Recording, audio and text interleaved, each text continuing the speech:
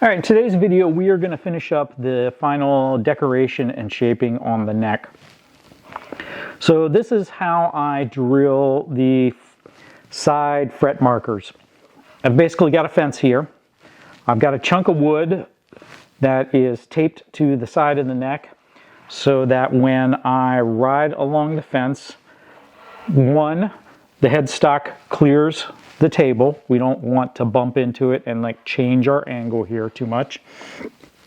And two, we get a nice consistent distance from the neck material. Now, if you wanted to center on the fretboard, so the height here on the side does change over the length of the fretboard by a little bit. You could shim one side of this out or another. I don't do that. I probably ought to build myself a nice jig because this is, it's not really too hard to set up, but it is kind of a thing. It does take a few minutes. The other thing is when I swing, that bumps. So we just unhook this handle and we're not going to use that while we work on this. So I've got this all lined up where it should be right now. Basically, I usually center it. I center it for this, which is the shortest side, and then just keep running down on the same height the whole way through. I've already marked out where I'm going to drill my holes, and they are the traditional modern fret side dots. And let's go ahead and do that. Oh, the other thing I wanted to mention, this is a brad point drill bit.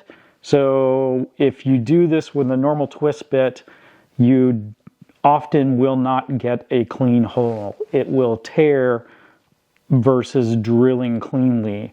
But the brad tip stuff, they've got sharp, it's got the middle piece, so it's not the drill bit's not gonna walk. And then it's got bits around the edges, so you get a kind of scraped circle, which cleans the hole up very nicely.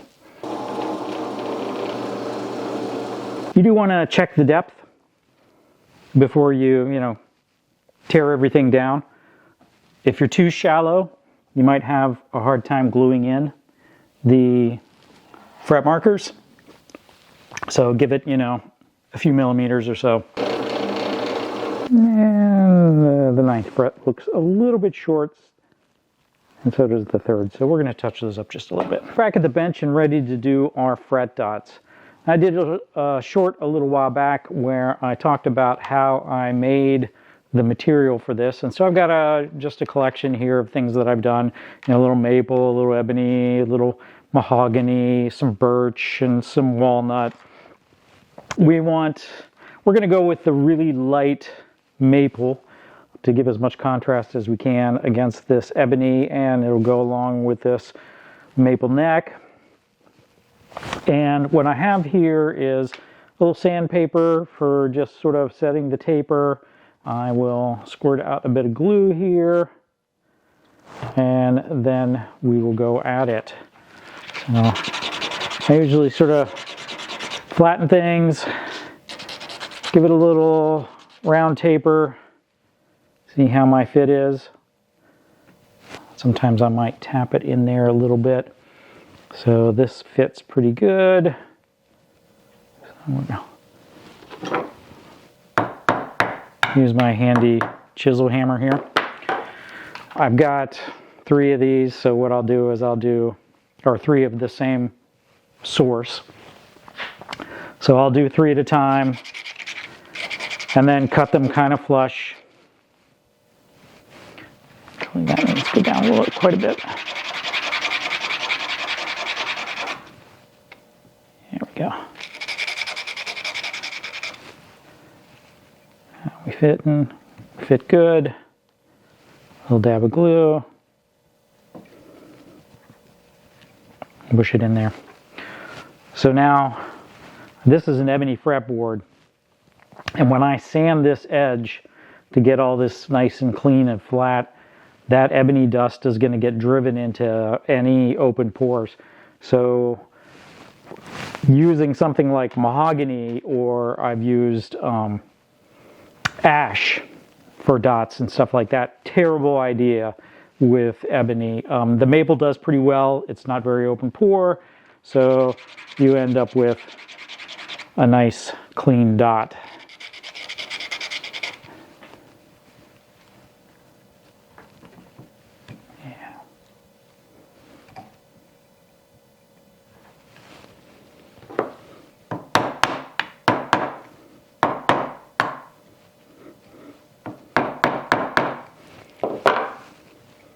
Okay, so now we'll go take these over the bandsaw and we'll just trim them off. Could do it with a handsaw, and the bandsaw is just a little bit quicker and easier. Now these aren't entirely flush.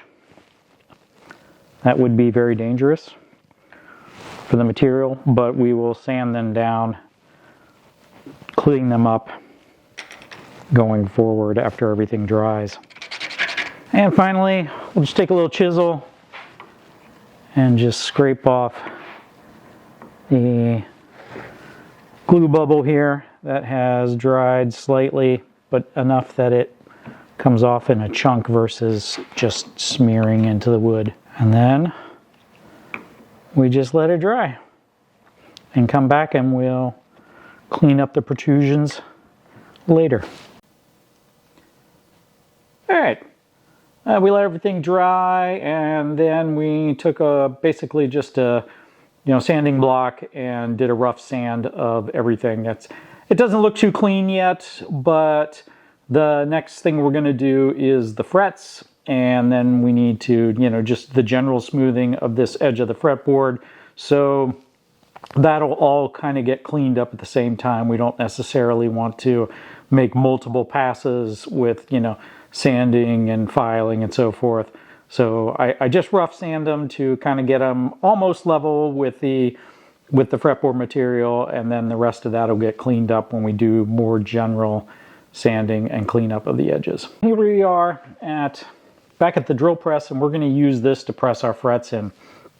Now they actually make very specific tools for doing this, but I find this works just fine. Maybe there is some wonder to the real thing that makes it worth it. We're going to use a little radiusing tool here to bend our fret wire.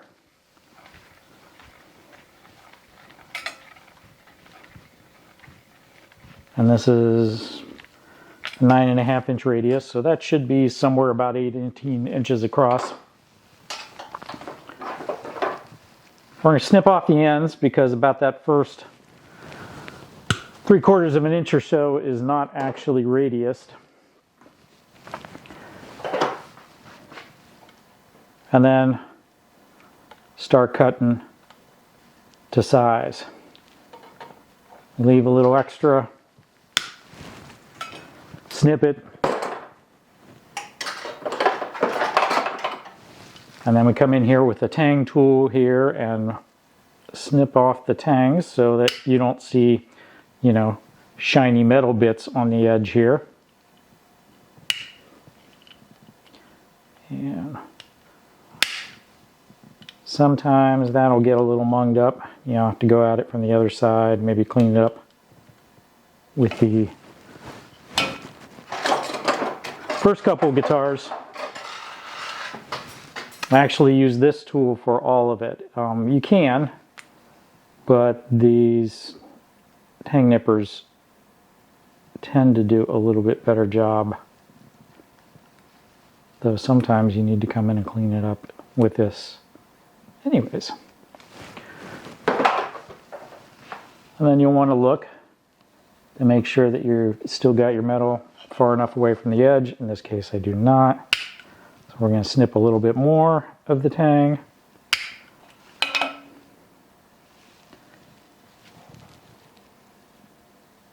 And this one looks like we've got, you want a little bit of space because you're going to put some putty or some filler of some sort in there. And you don't want it so that, you want some depth so that it can stick, but you still want the tang as far out as possible. And get it settled on here, narrow it up, and tips right over. Sometimes it won't go in.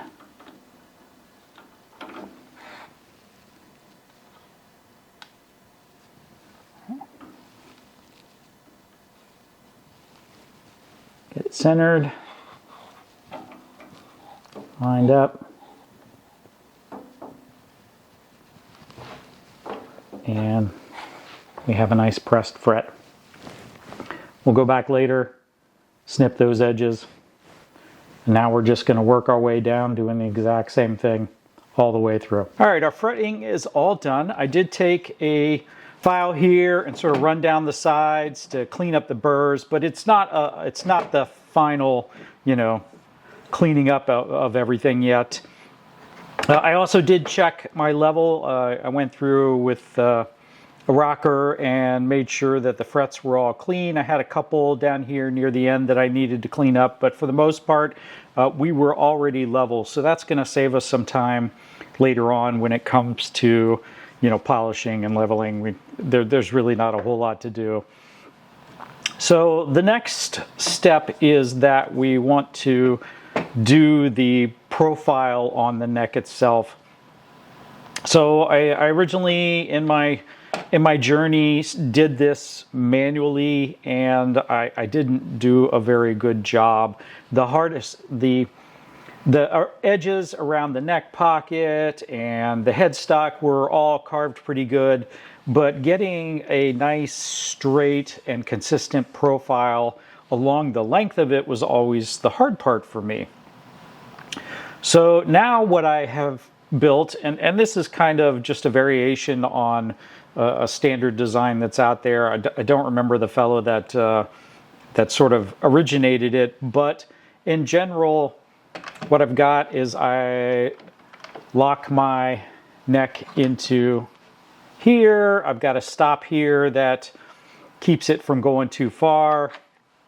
Clamp it down with a couple of blocks, and not ready quite to do that yet, so I will just demonstrate without the neck in there.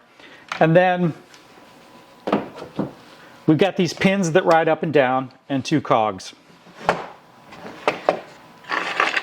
As the shuttle moves back and forth, we basically end up with a nice straight cut along this line. And then these cogs are built, again, from just, sort of high school trig, so that I get the right radius and profile that I'm looking for at each end, and then that just blends as I slide back and forth. So we're going to go ahead and do that. Usually when I first load the neck, I will do sort of a rough, am I in the middle? I've got these adjustment screws here on the sides that can shift the neck back and forth like this. I'll basically look at it from the side to see how it is in relation to the router bit. But then as I'm cutting, I'm going to keep reviewing it. And if it looks like I'm taking too much off from one side or the other, I can then adjust my screws until I'm absolutely perfectly in the middle. Okay, everything is locked in and centered. Basically, I brought the router bit up to where it was, close to being on the edge here, and then just eyeballed it on both sides to make sure that I was centered. Of course, we'll fine-tune that as we go along.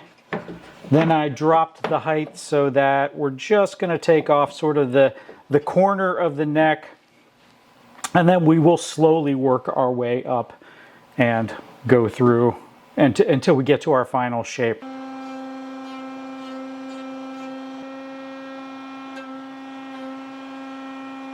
Now we do a quick check, and this looks pretty even. We maybe need to shim this one just a hair in this direction.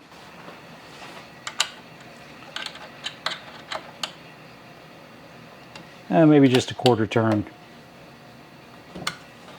All right, and we'll just keep an eye on that. As you can see, shape's starting to come together. We still look pretty even as I get a little bit closer towards the fretboard, I'll actually pull out a ruler and measure to make sure that we're right in the center. But right now we're looking pretty good. You'll notice I do cross cuts versus going down, like lengthwise. I feel like I get a better cut that way and seems less prone to tear out. Like if I'm pushing against this, I would hate for it to just splinter right out. So I do it that way. As I get to sort of the final pass, I'm leaving probably a 64 to 32nd to finish up with hand sanding. I will run back and forth to kind of clean up the waviness that you get from the crosscut because it's sort of stepping. So here's where where you need to start paying attention is we're getting close to the fretboard here. We're a few millimeters out on each side. We still look pretty even. So we'll just kind of eyeball it with a ruler, and we're like 7/32 on that second fret, and 7/32 on the second fret. Here we're about 3/16, and here we're about 3/16. So that is normal. This profile I do have come out more rounded, and this is a little bit more flat. So that is to be expected with my particular neck profile. We're getting pretty close here though, and we'll start, edging up on it. We don't really want to take anything into the fretboard, and we want to have a little bit to play with as we smooth the neck into the fretboard. So we're basically going to run up to, we're just below the fretboard in our cut. We're real close now. We're maybe a 16th off the edge here. So this last, about a 16th. So we're just going to kick up the router, adjust a little bit, just enough to kind of bring us to the edge. This will probably be our last pass, maybe one more, but we're doing really, really tiny passes.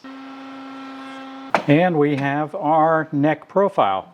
So the next step is I'm going to use files and rasps to kind of rough shape around the neck pocket here. You can see I've already got the line drawn where the pocket goes, and do the volute and, profile into the headstock. So now it's time to do a little bit of carving. I got my various chisels, or not chisels, but rasps and files here. I have marked out some of the spots where I want to contour, and I put a little bit of tape here around the cleanish edges just to make sure that, like, if I skip, I have a little bit of protection there before I dig into some wood. Clamp this down and we'll get to work.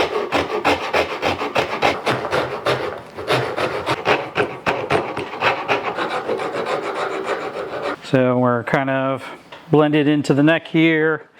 The rest we'll just go ahead and do with sanders. Got the rough shape done here. We'll come in with a little bit of a carving chisel and hollow out that volute. All right, rough shape is done. We use sandpaper. We'll blend this into the existing neck taper. So I did bring down the body.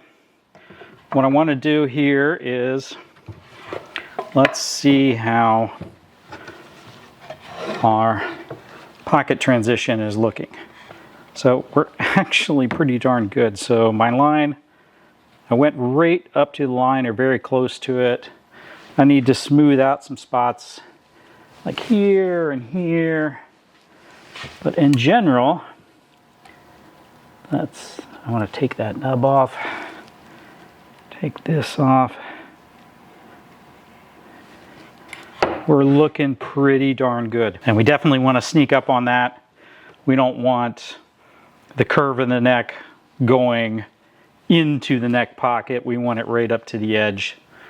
It just makes it look really nice that way. For our next stage of cleanup, we'll use the sanding block and then also some just by hand.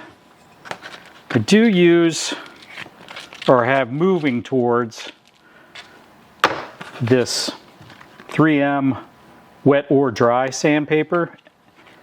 It is not as durable as the purple stuff, but like it wears out quicker, or seems to me. But I have had trouble with the purple stuff. You know, if like I'm a wet sanding, you know, the purple dye getting into my wood. So this is safer for me.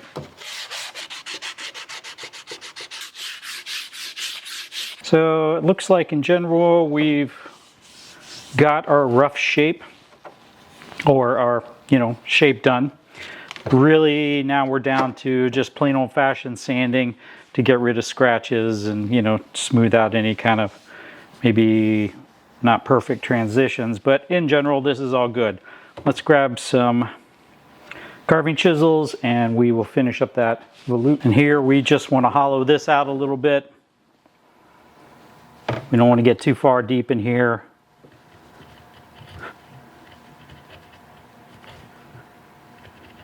You also don't want to scrape up the back of the headstock either.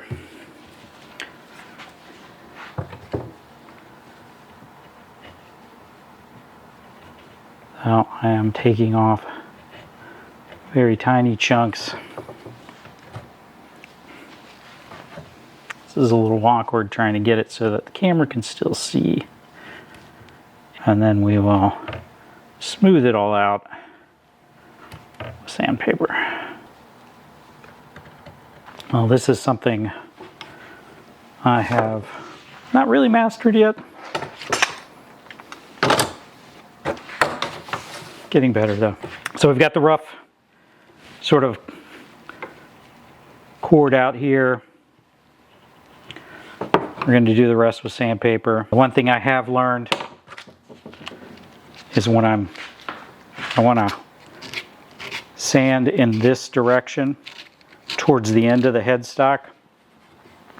If you sand this direction, it's very easy to drive like sandpaper grit and debris up into the joint and pull that apart, and that looks really ugly. And our neck is shaped. So nothing left to do but plain old-fashioned sand to make it smooth. I will not do that on camera. That is tedious and boring. I will go at it to about 220 grit. Then I'll wet everything down, raise the grain, hit it again, and then probably bring it up to 320. I'm going to do the sides here to sort of smooth all that out. You know, I kept saying all through this that I did not clean up the sides to, you know, perfect smoothness, is because I wanted sort of a little bit of buffer there in case I, you know, goofed up when doing the rest of the sanding on the neck. But now that that's all complete, I need to bring that down and smooth that out too. If this is the kind of content you like, be sure to like and subscribe, and we'll see you at the next one.